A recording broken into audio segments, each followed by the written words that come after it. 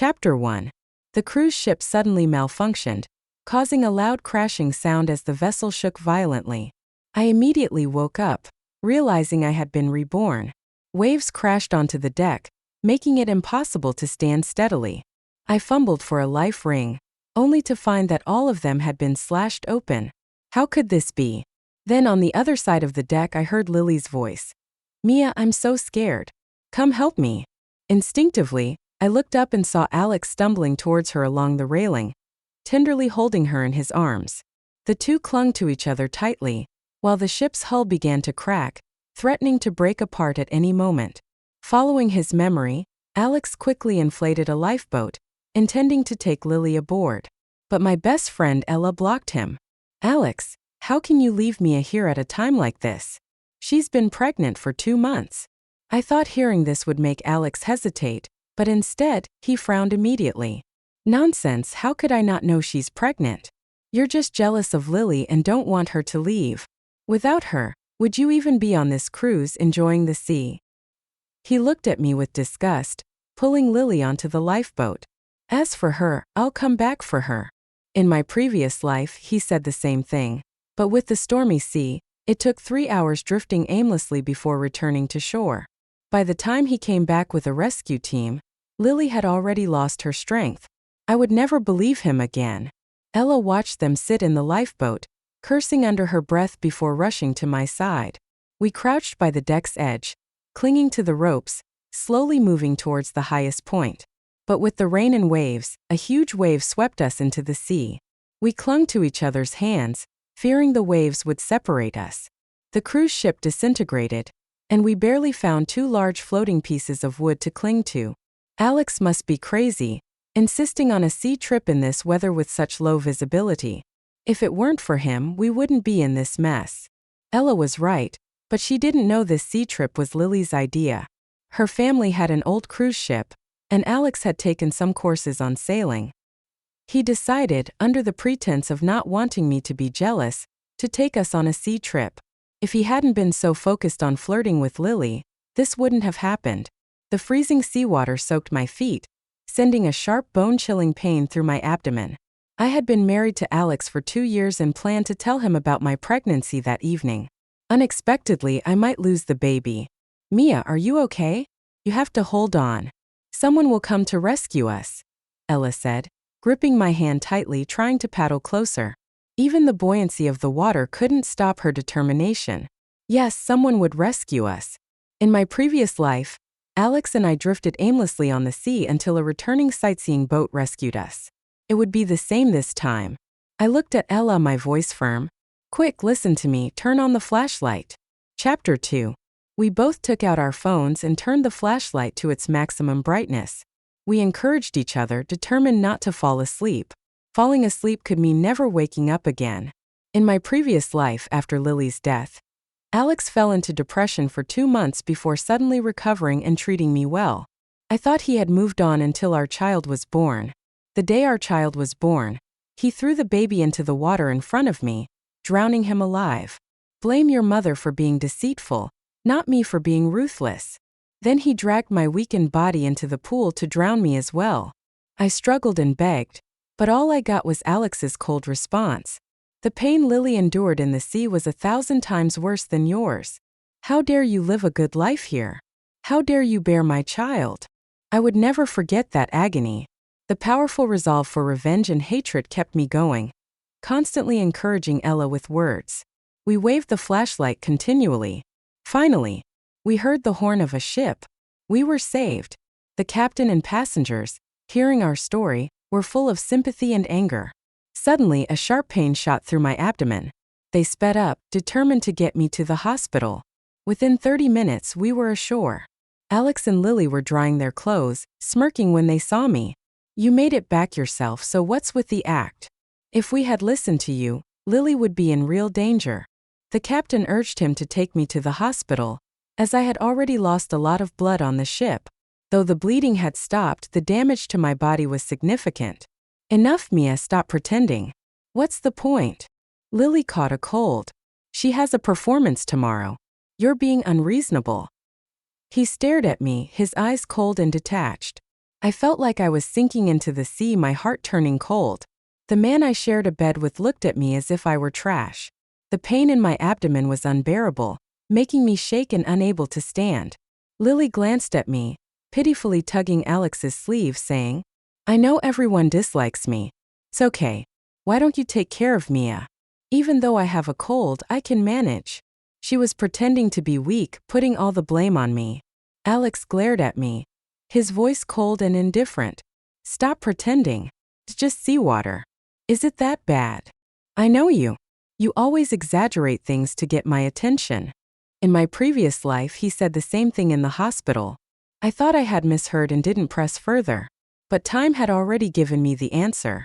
I looked at him coldly, as if seeing a stranger. "She hasn't even touched the seawater and claims to feel unwell. Why don't you question her? I'm your wife. You abandoned your wife and took your childhood sweetheart. You're a real man."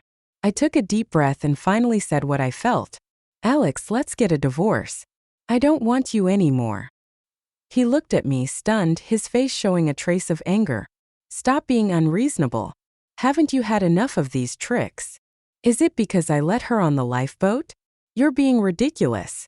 Before I might have thrown a fit. But not now. Every choice, every abandonment, clearly told me I wasn't loved." Lily gasped as Alex carried her away, leaving me behind. Ella, furious, wanted to hit him, but I held her back. The pain in my abdomen was excruciating, and the sounds around me faded. I closed my eyes and passed out completely. Chapter 3. When I woke up again, it was the next night. In the empty hospital room, memories of my previous life flooded back. Alex and I worked in the same company, me as his superior. I admired his capabilities and planned to promote him. Over time, we developed feelings for each other, and he confessed. We decided to get married. A month before the wedding, Lily appeared, claiming to be his childhood sweetheart, having grown up together and even had a childhood betrothal. From that day, Alex often ignored my calls and gave me the cold shoulder. I thought he just wanted freedom before marriage, so I didn't press. Later, he suggested a sea trip to ease the tension, and I agreed. When I caught them kissing in the cockpit, they insisted it was a misunderstanding, that I was mistaken. I was too naive to believe their lies. My poor baby. Hearing the door open, my thoughts returned. Ella entered with a warm water bottle. Seeing me awake, tears welled up in her eyes. "I'm sorry," the baby. Even though I had prepared myself, hearing the news still tore at my heart. I failed to protect him in both lives. I just wanted to know where Alex and Lily were. I couldn't believe they weren't together. Ella's expression changed as she whispered that they were next door. It was Lily's request. That wretched woman claimed to have severe psychological issues and claustrophobia, needing someone with her. Such a flimsy excuse. Only Alex would believe it. I just wanted a divorce. Nothing else mattered. Besides, I didn't believe the ship would sink so easily. When the accident happened, I had checked the life rings. All were damaged, clearly tampered with. I suspected Lily. Ella's eyes flashed. We planned for her to investigate. Finding key evidence could convict Lily of attempted murder. After seeing her off, I decided to rest and recover.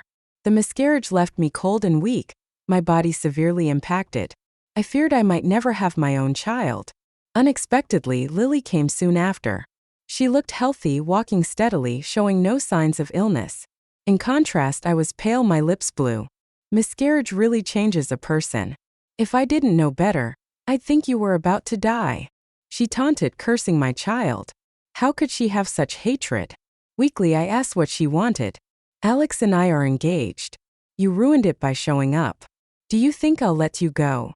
Her small face twisted with malice, her eyes full of venom. I couldn't help but laugh weakly. "If you like him, he's yours. Why make it so complicated? Trash like him matches a garbage bin like you." Chapter 4. Unexpectedly, Lily became even more agitated upon hearing my words. "Stop pretending to be a saint. Seeing your sanctimonious face makes me sick." I tried to keep my emotions in check, wanting to retort, but the sound of a door closing came from the next room. Soon, Alex's figure appeared outside my hospital room. The door opened and Lily's tearful voice followed. "Mia, I just wanted to check on you. I didn't mean to upset you. Please don't scold me anymore." Alex's footsteps grew closer, and Lily began to run toward the window, crying out, "I know you hate me. Maybe I should just die and give Alex back to you." She didn't jump. Instead, she fell into a warm embrace. She looked up at Alex with tear-filled eyes. The manipulative act was practically palpable. Alex, eyes wide with anger, stood by my bed, gripping my wrist tightly. "What did you say to Lily this time? Haven't you done enough?" I was confused and stunned. "Humph, if you have the guts to do it, have the guts to admit it. You were jealous of Lily's family background and tampered with the boat. That's why it malfunctioned. I saw it all." I looked at him, incredulous. Before setting sail, everyone inspected the boat. I only glanced at the engine room. How could he blame everything on me? I sneered and asked if he had any evidence. "Evidence? Ever since you met Lily, you've been jealous of our relationship and hostile towards her. You've done so many things against her, and you dare ask for evidence." Alex was self-righteous. Looking at the man I once shared a bed with, my heart turned cold. I wasn't hostile. She kissed Alex in front of me, held hands, embraced, openly provocative. Suddenly I felt exhausted. "Let's get a divorce. I'll give you your freedom." I thought he would agree. Alex's expression changed, becoming more agitated. He thought I was using the divorce to scare him, playing hard to get. Yes, I often needed reassurance during our relationship, but now I just wanted to sever ties and avoid the pain of death. "You think you can threaten me with divorce? I won't come coax you. Don't think too highly of yourself." Alex gritted his teeth, his forehead veins popping. I didn't understand why he hated me yet wouldn't let me go. Lily quickly stood beside him, wrapping her arms around his waist. "Mia, I know you're upset with me, but that was my mother's keepsake. Alex is just very protective of me. Please don't divorce because of me." Her last words were heavy. She led Alex out of the room. I closed my eyes to rest and didn't speak to them for the next 3 days. Finally feeling better, I took slow walks in the corridor to regain my strength. But I always felt watched. I heard she's the woman abandoned by her husband. Lost the baby too. So tragic. That man is still caring for the mistress in the next room. I couldn't stand it when I went to change her dressing. I was so engrossed in their chatter that I didn't notice my sister-in-law behind me. She held a gift box of supplements, helping me back to the room. "Sister-in-law, is it true? Did my brother really leave you in the sea to save Lily?" Chapter 5. I smiled bitterly and nodded. Not only that, but I also lost the baby. Before the wedding, my sister-in-law had clearly expressed her dislike for Lily, calling her hypocritical. I thought she was just being nice to me and didn't fully believe her. Seeing her now, I felt a pang of guilt. "Sister-in-law, wait here. I'll drag my brother over to apologize." She stormed off to the next room and I heard shouting. My sister-in-law dragged Alex by the hair to my room. "Are you crazy? Can't you see I'm feeding Lily porridge?" Alex, furious, turned to glare at me. "Mia, you're really something, bribing my sister to speak for you. You're so manipulative. How did I ever fall for you?" His words pierced my heart, devaluing our past feelings. I no longer felt anything for him, unmoved by his accusations. Of course, my sister-in-law didn't spare Lily either.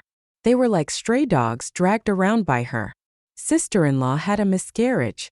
She's so weak, and you're caring for another woman." Alex clicked his tongue, shaking his head. "Nonsense.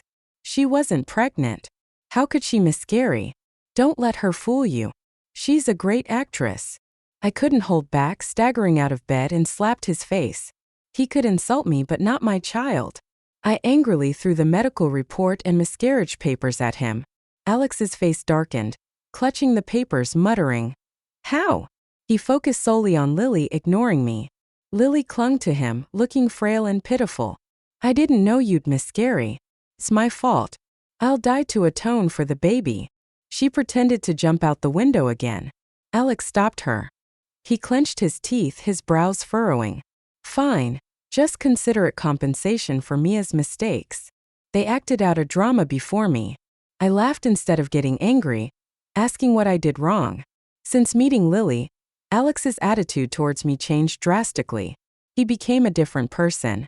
I didn't understand what I did wrong. Lily tried to stop him, looking guilty. "Fine, keep pretending. If you hadn't taken Lily to that abandoned building and had her assaulted, she wouldn't fear enclosed spaces or tremble at your sight. You trampled her dignity. His words confused me. When did I ever hurt her? Lily, voice trembling, hid behind Alex like a frightened deer. You probably don't remember. In college, I accidentally bumped into you, and you dragged me to that building. She started crying. I suddenly remembered a junior bumping into me in my second year. She didn't apologize but insulted me. So that rude girl was you. Alex thought I admitted it, immediately accusing me. I impatiently interrupted him. I just said I remember her. Did I say I took her to that building? Are you blind and deaf? The assault case was notorious. But I didn't do it. Chapter 6. I asked a junior to retrieve the campus network link and logged into my account to find the old thread. The top post had a photo of Lin Xiaoyu passed out outside a bar, being picked up by 4 men. Shen Qing couldn't believe it, enlarging the photo repeatedly. You passed out drunk outside a bar, taken by men to that building. Your parents made a scene at school, forcing them to expel all 5 of you. Lying has limits. Don't pin this on me. Lin Xiaoyu turned pale. She never expected me to have the photos. She stood there stunned. Shen Qing, hands trembling, demanded an explanation. I forgot. Maybe Su Ran wasn't involved. Shen Qing, you have to believe me. She continued her pitiful act. But the truth was undeniable. Bang! The door burst open as Tang Yi and the police entered. Ms. Lin Xiaoyu, you're under suspicion of attempted murder. Come with us. Everyone was stunned. Tang Yi handed me her phone, filled with evidence against Lin Xiaoyu. You're making baseless accusations. The boat sank. What does it have to do with me? She was sure no one would retrieve the boat, so she acted recklessly, ignoring the cameras. But she overlooked something. After Tang Yi and I were rescued, we returned to the wreck to retrieve 2 life rings. On the vast sea, only the cockpit remained afloat. The old captain saved the surveillance footage from the cockpit. Lin Xiaoyu turned pale, reaching for the phone. Tang Yi stopped her. The footage showed me passing the life rings, heading to the cockpit to join Shen Qing. He jumped up, exclaiming, "See? I told you it was Su Ran's doing, not Xiaoyu's." I looked at him like he was an idiot. He didn't even wait for the truth before defending himself. Pathetic. The camera zoomed in on Lin Xiaoyu slashing the life rings with a razor blade. She threw the blade into the sea. Shen Qing stood speechless, staring at the screen. This was just the beginning. She went to the cockpit, embracing Shen Qing, kissing him passionately, ignoring the boat's course. Lin Xiaoyu accidentally hit the controls, changing the boat's direction. Bang! A collision followed and Shen Qing rushed to fix it while Lin Xiaoyu ran to the deck. This led to the scene I encountered upon my rebirth. You two are really inseparable, like star-crossed lovers. Lin Xiaoyu tried to flee but Shen Qing grabbed her. You lied to me. You not only bullied Su Ran but also caused the boat's accident. Why did you slash the life rings? You killed my child. He was furious, his face red with shame. They argued, separated by the police. So what if I lied? You were willing to be deceived. Why believe me? Don't blame me for the child. You didn't let her on the lifeboat. Shen Qing hesitated, then bowed his head in defeat. She was right. Even if she lied and slashed the life rings, it was Shen Qing's choice to abandon me and save her. Chapter 7. I hired a professional lawyer to handle the lawsuit against Lin Xiaoyu. As for Shen Qing, his negligence wasn't enough to charge him with a crime. I'm sorry, Su Ran. I still love you. I always have. Lin Xiaoyu, always pampered by Shen Qing, couldn't accept this. No way. You said I was better than her in every way and wanted to marry me. Lin Xiaoyu shouted at me, finally dropping her pretense. Su Ran, how could you marry him and have his child? You were just an obstacle in our love. Each word made Shen Qing avoid my gaze. She was finally taken away by the police. Her curses echoed in the hospital corridor. Shen Qing, face red, grasped my hand, begging for forgiveness. Wife, I'm sorry. She deceived me. It's all her fault. Please give me another chance. I coldly shook him off. That day I nearly died. Do you know what it felt like to lose our child? Shen Qing, crying and gasping, knelt and slapped himself. No matter what he did, I was unmoved. I would never have anything to do with him again. Lin Xiaoyu is gone. You should go too. Tang Yi and my sister-in-law teamed up to push him out. I didn't know what to say to my sister-in-law. She didn't scold or persuade me, just patted my hand comfortingly. As a woman, I support you. Even if you divorce, I'm on your side. Warmth filled my heart. I smiled gratefully. Finally, I was free of Shunqing. Considering all charges, Lin Xiaoyu was detained and ordered to pay me 2,000 yuan in damages. Shunqing and I divorced, splitting our assets. I felt nothing about the result. When we married, he was a poor man. I valued him, not his money. Now I saw he wasn't worth it either. As I returned to my parents' house with my luggage, Shunqing followed. He held my ultrasound report and the pregnancy test from the trash, tears streaming down his face. I was wrong. Blame me, hit me, do whatever you want. Just give me another chance. He blocked my path, demanding an explanation. Or a fresh start. I calmly asked if he would have believed Lin Xiaoyu and hated me forever without the footage. Shunqing fell silent. After a long pause, he finally spoke. Last night, I dreamed I saved you in that accident. We married and had a child. But as soon as the baby was born, I drowned it and pushed you into the pool. Shunqing clutched his head, his face contorted in pain. Your cries for help were so real. Su Ran, I wronged you twice, both in reality and in dreams. His eyes were bloodshot, filled with despair.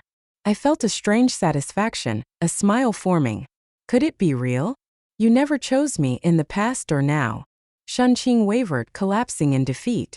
You drowned our baby and threw me into the pool, saying I needed to feel Xiaoyu's pain. Thanks to you I did. The sea is cold and so is your heart. Shunqing was stunned, my words mirroring his dream, blurring reality. Chapter 8. I didn't explain further, closing the door behind me. The past was over. Life moves forward. Back home, I reported the boat incident to Shunqing's employer. During his probation, a little effort ensured he couldn't join the civil service. Tang Yi and I testified. The police investigation confirmed the incident, canceling Shunqing's exam results, barring him from formal employment. He owed me that much.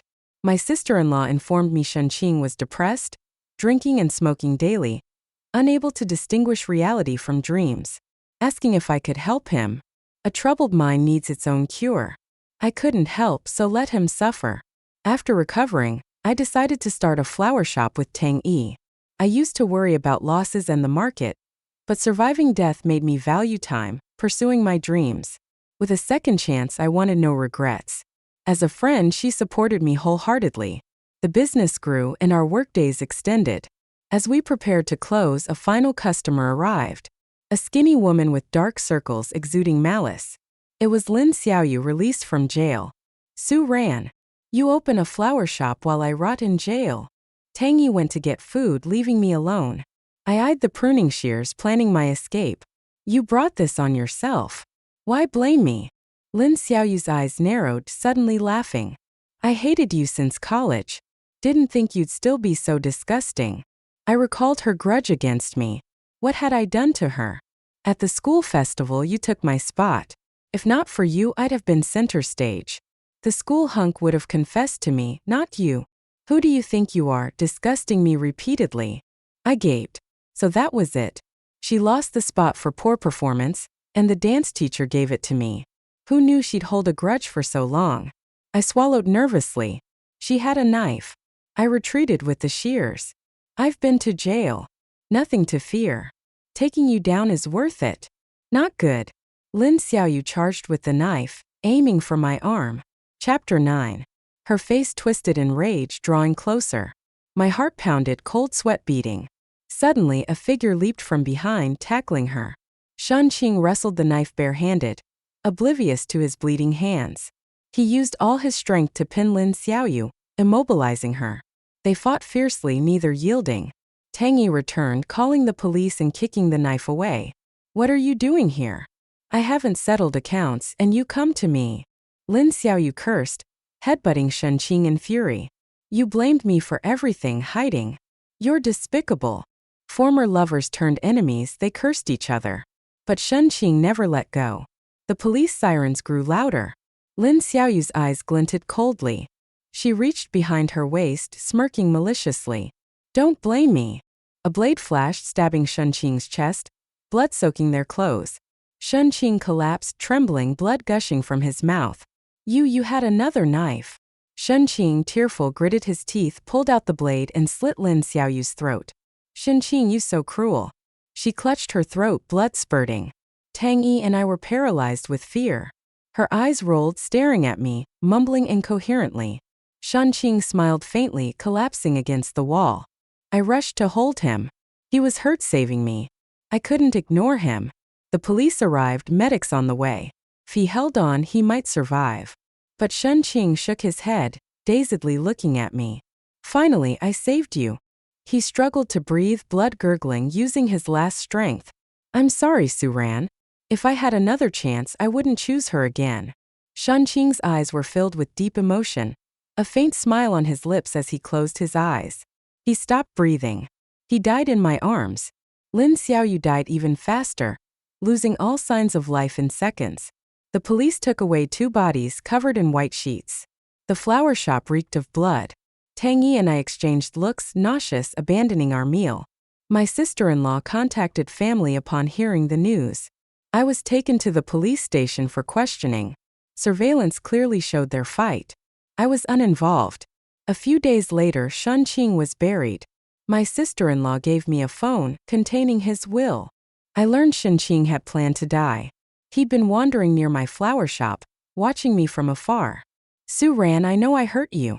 I'm changing. Every day, I'll atone and apologize. If there's a next life, I'll make it up to you. The phone crackled, then recorded his rush and my screams. I pondered for a long time, then went to the funeral home, placing the phone by his photo. One life is enough. No next life. I don't need your compensation. Let's never meet again. I walked out, exhaling deeply. Forget the next life compensation.